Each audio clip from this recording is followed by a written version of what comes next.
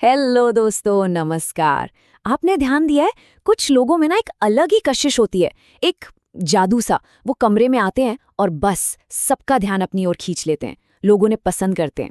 तो आज हम इसी कला के कुछ रहस्यों को समझने की कोशिश करेंगे। यही तो है असली सुपर पावर।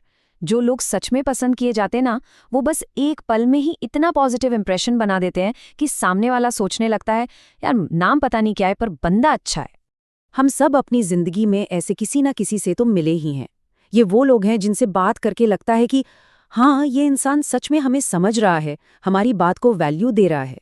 इनके साथ रहकर एक अलग ही सुकून मिलता है और ऐसा लगता है मानो दुनिया इनके लिए अपने सारे दरवाजे खोल देती है।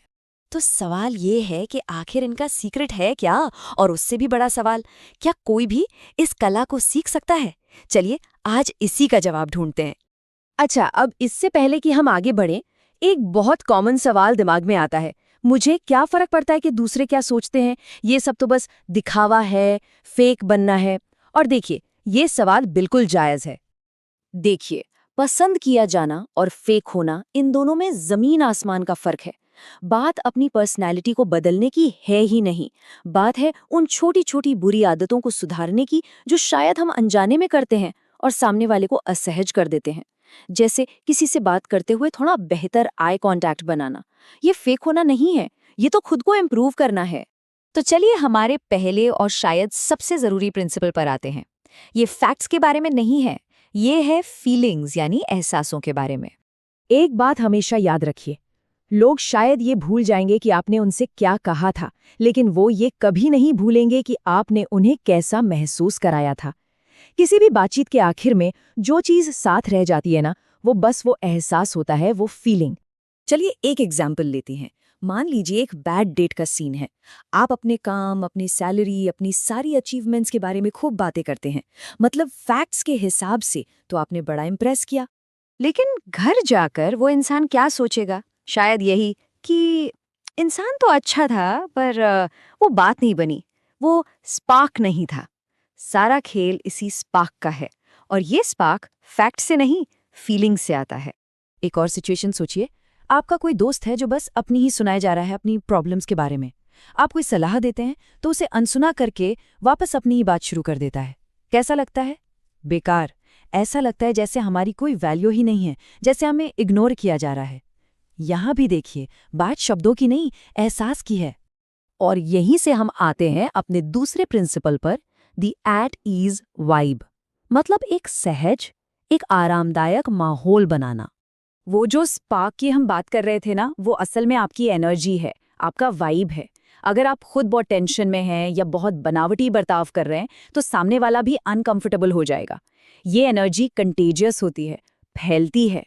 तो पसंद किए जाने का सबसे सीधा साधा नियम क्या है? लोगों को सहज महसूस कराएं। और इसका सबसे अच्छा तरीका है कि पहले आप खुद सहज हो जाएं। जब आप रिलैक्स्ड होते हैं तो सामने वाला अपने आप ही रिलैक्स हो जाता है। अब मन में एक और सवाल आ सकता है, तो क्या इसका मतलब ये है कि मैं बस सबकी सुनता रहूं, अपनी बात कभी कहूं ही नहीं? नहीं, बिल्कुल नहीं। असल में होता इसका ठीक उल्टा है। जब आप किसी को स्पेशल फील कराते हैं, उन्हें महसूस कराते हैं कि उनकी बात जरूरी है, तो वो पलटकर आपके बारे में और भी ज्यादा जानना चाहते हैं। वो खुद आपसे सवाल पूछते हैं। और अब आते हैं हमारे तीसरे और शायद सबसे इंटरेस्टिंग सिद्धांत पर। इसे कहते हैं द क्यूरियोसिटी पैराडॉक्स। ये बात सुनने में शायद थोड़ी उल्टी लगे, लेकिन दूसरों में सच्ची दिलचस्पी तभी पैदा होती है जब आप अपनी जिंदगी में सचमुच दिलचस्पी रखते हैं। चलिए बताता हूँ ये काम कैसे करता है। देखिए, होता क्या है, जब आप एक ऐसी जिंदगी जीते हैं जो आपको खुद पसंद है, तो आपको बाहर से किसी के वैलिडेशन की, किसी के मंजूरी की जरूरत नहीं पड़ती। और जब आपको ये जरूरत नहीं होती, तब आप आजाद होकर बिना किसी मतलब के दूसरों के बारे में सच्ची जिज्ञासा दिखा सकते हैं। और जब आप ऐसा करते हैं तो लोगों को बहुत अच्छा लगता है और बदले में वो आपको पसंद करने लगते हैं। मतलब सीधा सा है, जो लोग अंदर से इनसिक्योर होते हैं वो बातचीत में खुद के लिए तारीफ या सहमति ढूंढते हैं, लेकिन जो लोग अपनी लाइफ को लेकर सिक्योर और खुश होते हैं वो दूसरों की कहानियों और अनुभवों को जानने में दिलचस्पी दिखा सकते हैं। तो चलिए अब इन सारी बातों को एक साथ समेटते हैं। हमारी फाइनल टेकअवे क्या है? तो ये रहा आपका लाइकेबिलिटी का ब्लूप्रिंट। नंबर 1, आपने क्या कहा इससे ज्यादा जरूरी है कि आपने कैसा महसूस कराया। नंबर 2, दूसरों को सहज महसूस कराने के लिए पहले खुद सहज रहिए। और नंबर 3, अपनी जिंदगी से प्यार कीजिए ताकि आप दूसरों की जिंदगी में सच्ची दिलचस्पी ले सकें।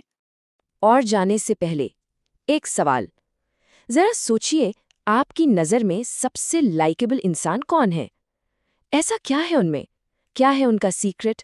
इस पर सोचिएगा जरूर।